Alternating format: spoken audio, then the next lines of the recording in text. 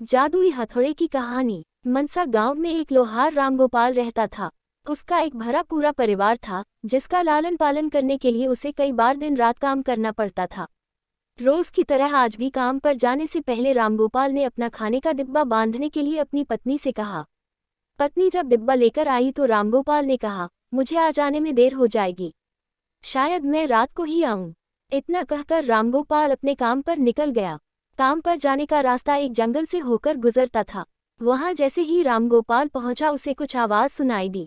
जैसे ही रामगोपाल कुछ पास गया तो उसने देखा कि एक साधु भगवान का मंत्र जपने के साथ ही हंस रहा है। हैरान होकर रामगोपाल ने पूछा, आप ठीक हैं?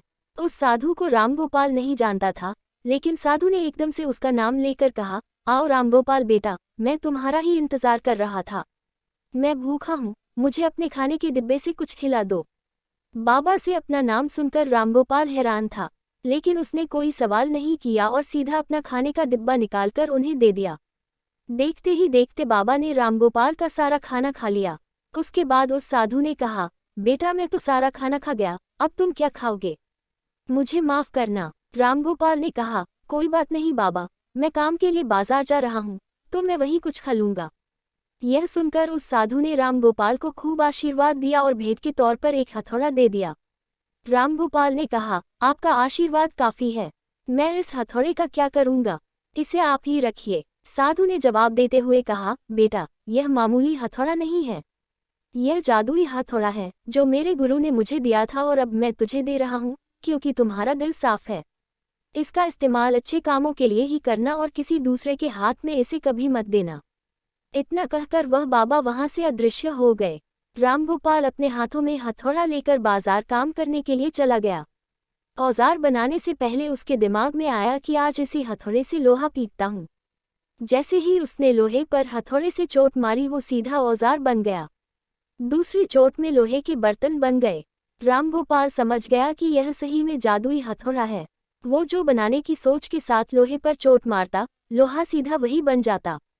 जादुई हथौड़े की वजह से रामगोपाल का काम जल्दी खत्म हो गया और वो अपने साथ ही उस जादुई हथौड़े को घर ले गया।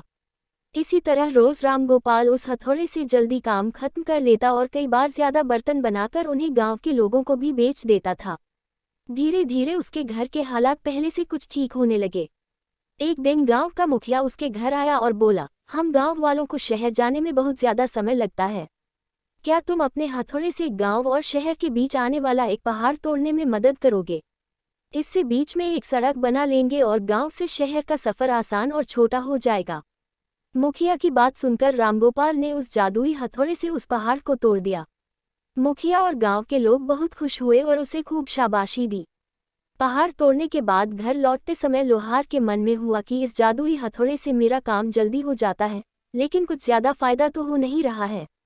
इसी सोच में डूबे हुए लोहार घर जाने की जगह दुखी होकर जंगल की तरफ चला गया। उस जंगल में वही साधु बाबा लोहार को दोबारा दिखा।